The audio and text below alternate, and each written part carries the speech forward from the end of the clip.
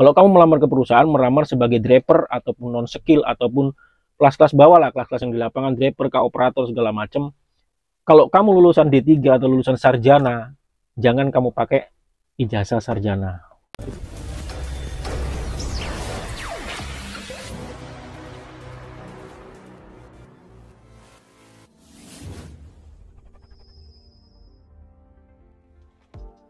Halo, assalamualaikum warahmatullahi wabarakatuh. Salam sejahtera, sukses bagi kita semua. Di kesempatan kali ini saya coba untuk menjawab salah satu komentar dari teman kita ya kan, mengenai dia ada tentu selalu menonton video saya, dia mengenai lulus tidaknya tes itu tergantung orang dalam ya.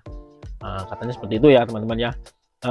Pas ketepatan ini juga suasananya lagi hujan dan saya ada waktu buat standby dan ada waktu saya tadi buka di channel saya, ada salah satu komentar yang kayaknya sih mantap untuk dibahas lah ya kan. Saya coba belajar ya, tapi mohon maaf ya, saya hanya berdasarkan pengalaman, berdasarkan yang saya lihat selama inilah di lapangan ya kan.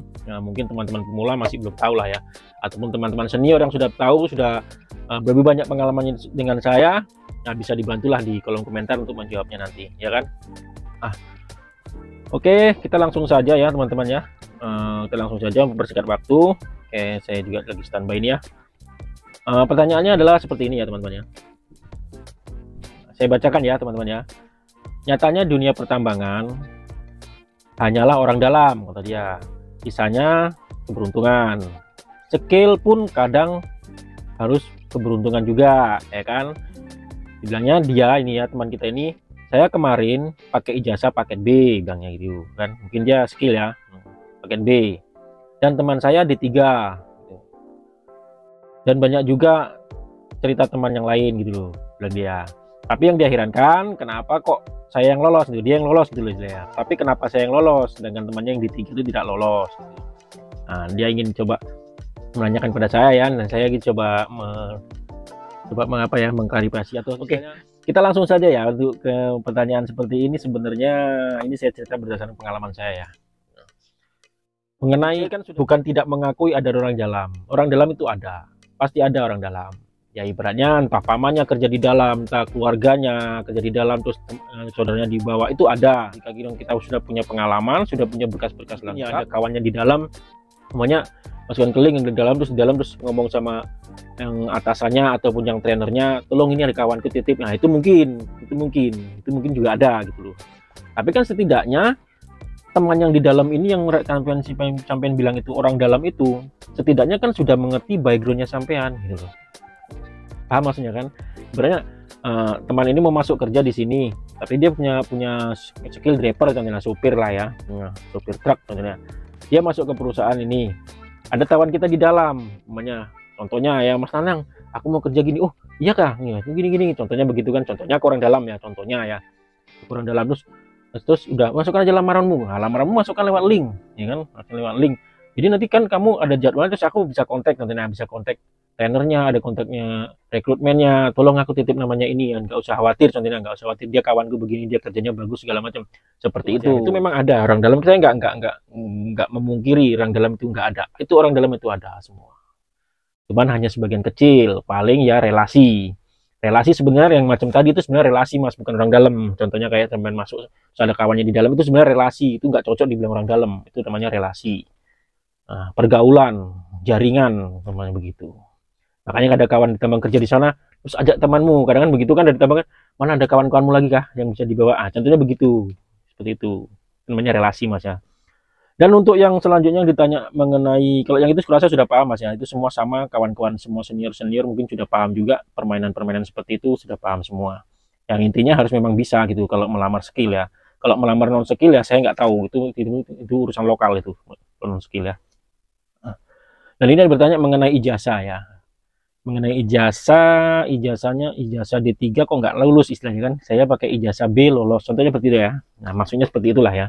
Nah, teman yang satunya pakai ijazah paket B, yang satunya pakai ijazah D3. Nah, contohnya melamar, mungkin ini jelas melamar, mungkin melamar driver ataupun melamar apa ya. Yang jelas bukan kantoran ini pasti. Nah, mengenai itu, kalau masalah seperti ini, itu sudah saya dapat pengalaman saya waktu awal-awal kerja kenal dunia tambang. Itu awal dapat. Itu saya dikasih tahu oleh senior, dikasih tahu oleh orang pinter lah pada waktu itu ya. Dia pengurus serikat segala macam. ada teman saya di Bro dulu, dia menyarankan sama saya ya kan begini. Nah, kalau kamu melamar di perusahaan, gini, kalau kamu melamar di perusahaan ini dulu ya, nggak tahu sekarang ya, dulu. Mungkin sampai sekarang mungkin masih berguna, masih berlaku hal-hal semacam ini. Kalau kamu melamar ke perusahaan, melamar sebagai driver ataupun non skill ataupun kelas-kelas bawah lah, kelas-kelas yang di lapangan, driver, operator segala macam. Kalau kamu lulusan D3 atau lulusan sarjana, jangan kamu pakai ijazah sarjana. Paham maksudnya kan? Jangan pakai ijazah sarjana. Kamu pakailah ijazah SMA kamu atau SMK kamu.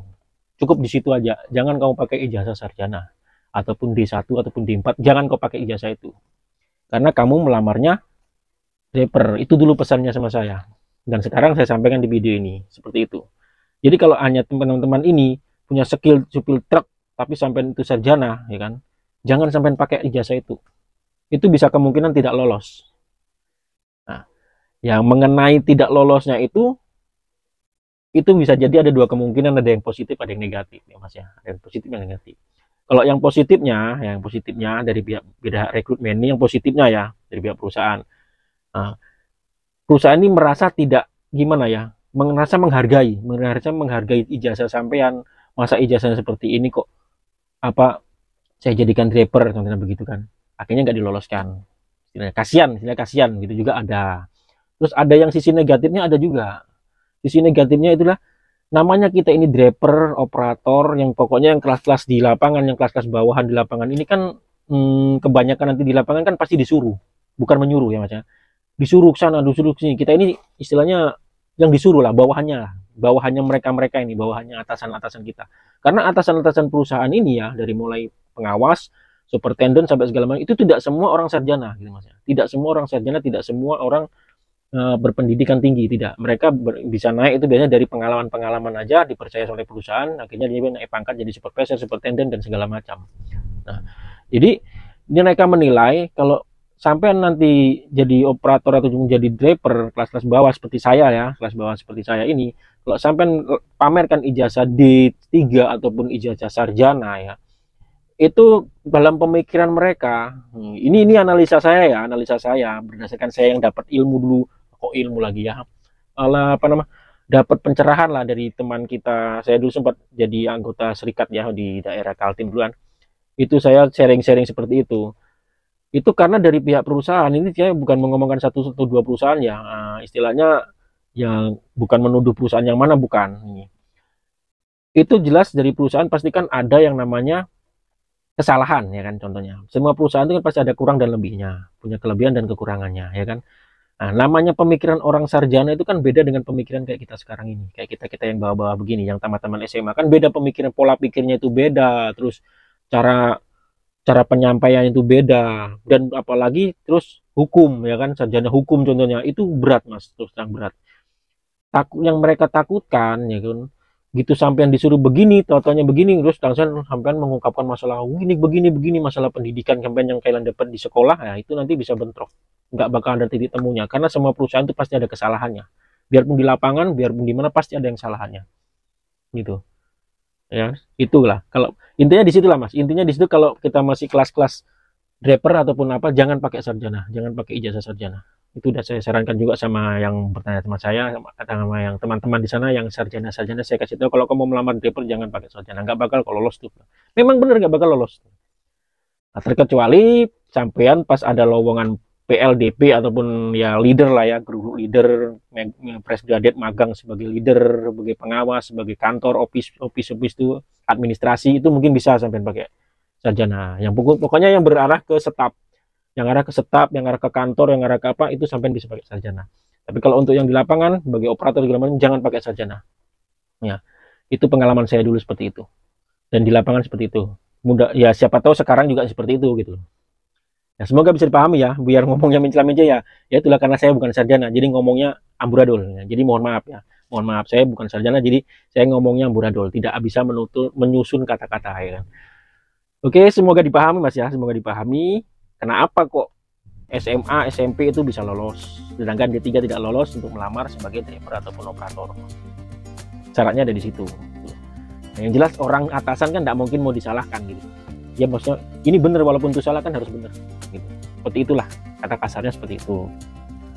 Nah, Oke lah teman-teman ya, semoga video ini bermanfaat, semoga bisa dipahami. Mohon maaf jika ngomongnya ngelantur, ngomongnya ngalor ngidul, nggak jelas ya kan, mohon maaf. Saya hanya bisa sampai seperti ini aja maksimalnya saya bisa ngomong buat teman-teman semua, buat adik-adik semua yang memang ingin tahu ya kan, mengenai gimana ini ya.